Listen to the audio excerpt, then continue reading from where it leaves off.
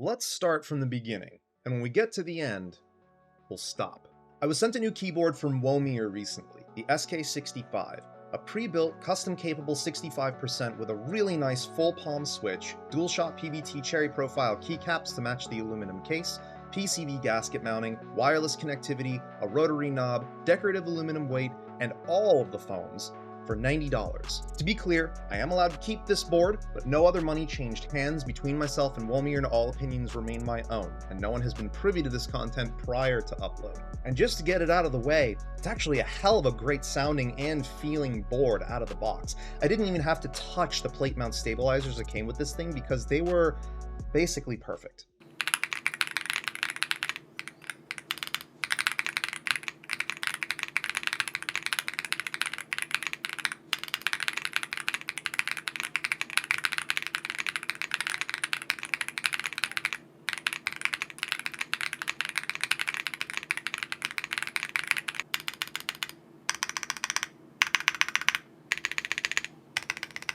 I mean, hell, you're even able to rebuild this with only the case foam, a requirement because of the Flex Cut 1.2mm PCB, but it still sounds really damn good.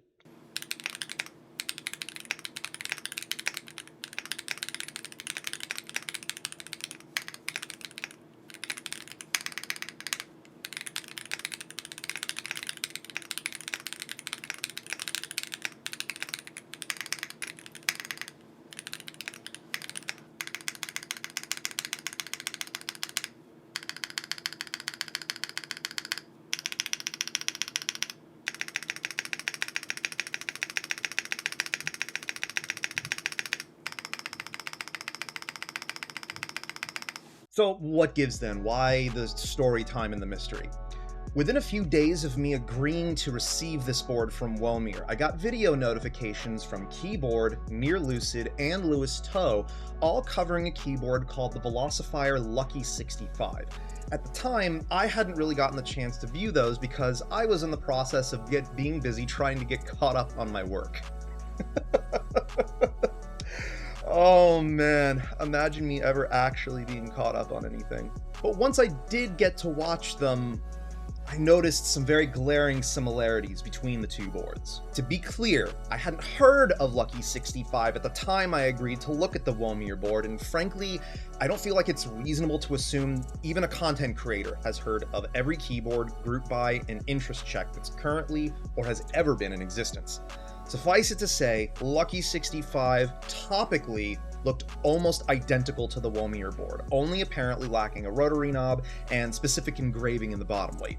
It even shared the 4-leaf clover engraving near the weight, though oddly the Womier board also features the word Lucky engraved into the bottom. Then there is a specific notice on the Velocifier website mentioning counterfeit or fake boards being in circulation somehow. This specifically got me wanting to dig a little bit deeper, so I reached out to both companies for comment on what exactly is going on with this board. Velocifier simply thanked me for reaching out to them and stated that they'd be getting with their manufacturer to take a look at it.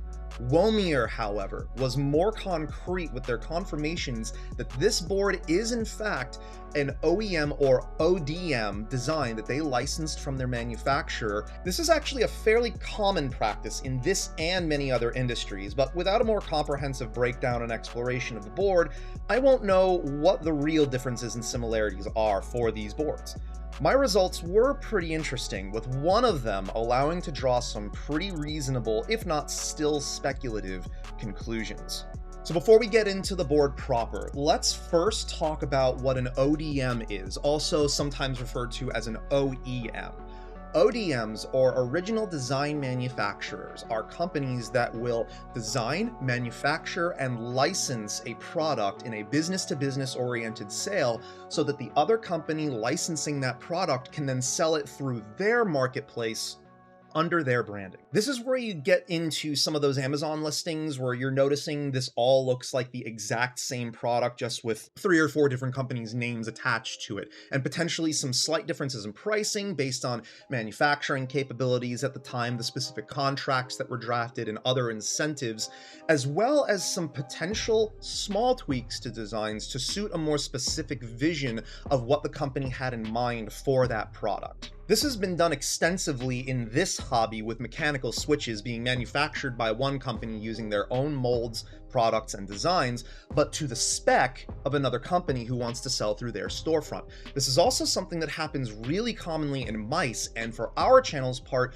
goes all the way back to one of the earliest and more cringy videos we made on the very first Final Mouse release, which, as I discovered, was literally just a re-stickered ODM mouse shell that had the Final Mouse logo on the back of it. But now that we understand those differences, we can finally get into the meat and potatoes of this and compare the similarities and differences between the Womier SK65 and, as I have researched it, the Velocifier Lucky 65. Alright, so first and foremost, the SK65 is available right now as a pre-built for $90 US plus shipping and applicable sales tax. Lucky 65 is still in group buy phase and won't ship until June based on current estimates. They both have the same basic block-on wedge design with a slight ridge going along the center of the top case for some added character, but the Womier top case has to accommodate the rotary knob, which the Lucky 65 lacks. The SK65 is also limited to 4 colors, with the Lucky 65 expanding upon this to add in 3 more anodized color options, something Womier chose to do intentionally, and if Keyboard's assessment of the ano on his sample is to be believed, I think they omitted those other colors due to finish inconsistencies. They both have the same basic bottom case design, including the same 4-leaf clover. I feel like that probably wasn't the move here, and Womier probably should have omitted that if they had the option to do so. Genuinely speaking, if they had done that, I wouldn't have even considered looking into this in the first place, and frankly, neither would anyone else.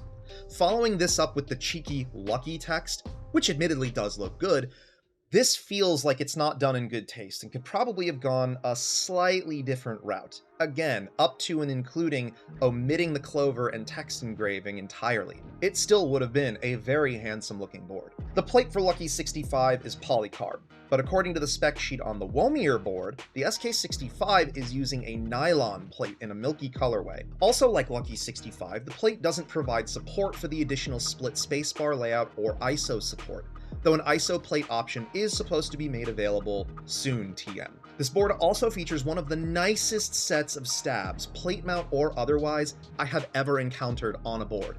Stop complaining about plate mount stabs unless they're actually bad, because frankly these are better than basically every set of OWL stabs I've used, and on par with the best sets of TX stabs I've used. I'm unsure if they're the exact same as the Lucky 65 stabs, but I suspect they are. The PCB, apart from the knob, is identical to Lucky 65, as is the foam config of pour-on plate foam, PE foam, and a PET sheet. It also features PCB gasket mount tabs capped with silicone, which is quickly becoming my preferred gasket mounting method in keyboards. Case foam, despite the differences on the Womier spec sheet, is also identical, with EPDM foam that has cutouts for the hot swap sockets and an additional PE sheet under that. Both boards also feature the same 3750 mAh battery and offer Bluetooth and 2.4 gig wireless connectivity. Though the 2.4 gig connection for my board wasn't the strongest ever, so try to make sure the dongle is plugged in somewhere that's in visible, close proximity to the board, if possible. The SK65 also features Womier's full palm linears and keycaps. Again, these are double shot PBT cherry profile. The caps are color matched to the board and come with a few plain caps and additional accents. The Lucky 65 sells as a bare bones, but comes in at $10 less in total. That said, SK65's included switches are now actually among my favorite linears, though I can't yet confirm the manufacturer they used for these. Please believe I will be adding a full set of these to my collection. The biggest clue that these two boards were related came with the software. I went to the Velocifier website and downloaded their software for Lucky 65 to see if it would work. Sure enough, it immediately recognized the SK65 and fully addresses it. RGB lighting and per key assignments and all. After comparing it to the Womier software, it's literally the exact same thing, just with a branding reskin and light UI tweak. Based on that info, here's my plausible theory on what's going on with this board. The shared software compatibility combined with other physical similarities leads me to believe the same factory is making both boards, and different deals were made when licensing this board design between the different companies.